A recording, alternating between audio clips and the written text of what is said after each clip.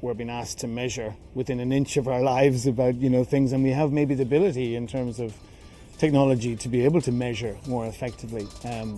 But the question is what we're measuring and most importantly, why.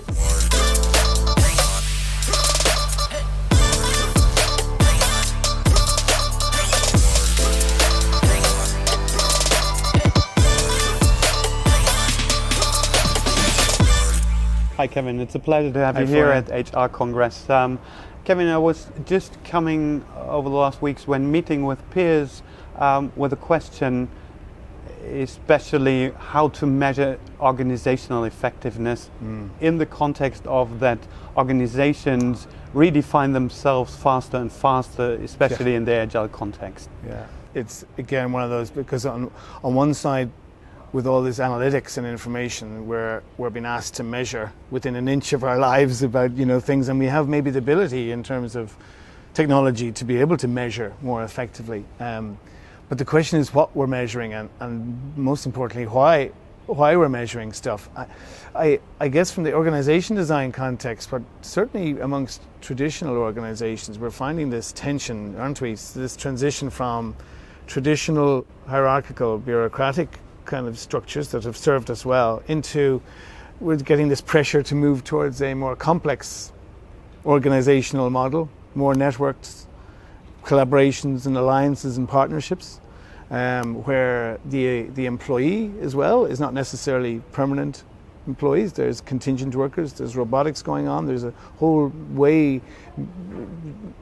variety of ways of getting work done, if you like.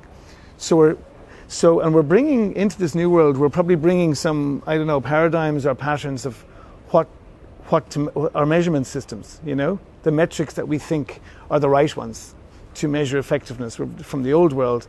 Are they necessarily the dashboard and the metrics to measure organization effectiveness in the new world? So for instance, if we say that it's really important to have a collaborative, networked kind of organization, what are the metrics we're using to measure that outcomes from that point of view? If we're saying that we need more experimental, it's not just about project management effectiveness and project management lead times and all the sort of traditional measures of productivity, but now we also have this experimental idea, innovation, for instance.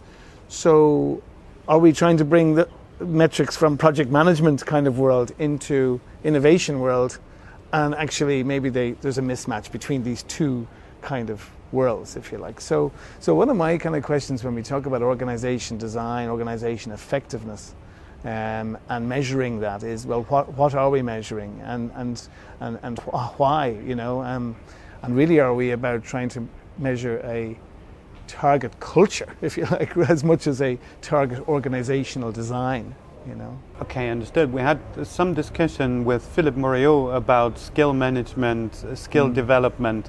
So my question would be, as a head of HR analytics, is maybe individual measurement, which is not personally used, but used as an indicator for organizational design, like skill management, like skill development of individuals within an organizational structure. Could that be an indicator to help?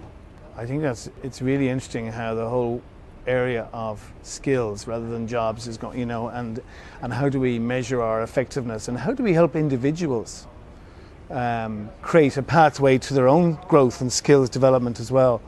And one of the areas we've been looking at is around the sort of skill set for the changing world of work. In other words, that while there are vocational skills and technical skills, digital and product development, agile methods or whatever, while there's that's the kind of surface layer of skills development, which we can probably measure quite well, and there's plenty of training models, whether it's full certification or more brief on the job training. There's plenty of ways we can measure the transition, the sort of transactional level, if you like, of skills.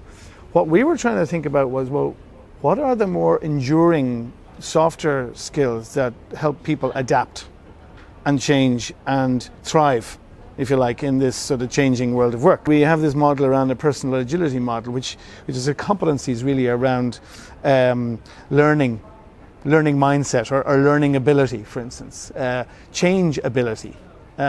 Do I have a positive attitude towards change or a more defensive attitude towards change? For instance, resilience, collaboration, networked. Do I value kind of being networked and handling conflict, for instance?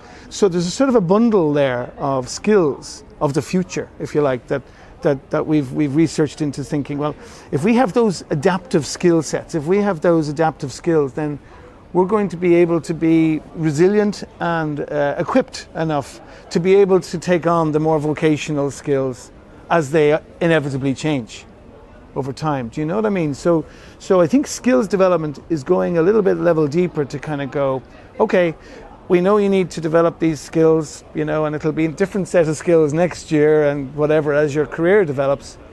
But what we're really interested in helping you understand as an individual is, have you got some of these adaptive learning to learn skills, if you like?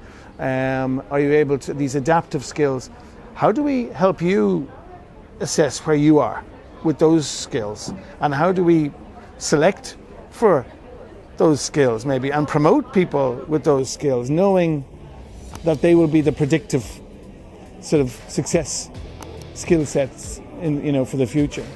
Because the top layer will always change. You know? Kevin, thank you. No It was problem. great. Thank you very much. Good to meet you. Thank you.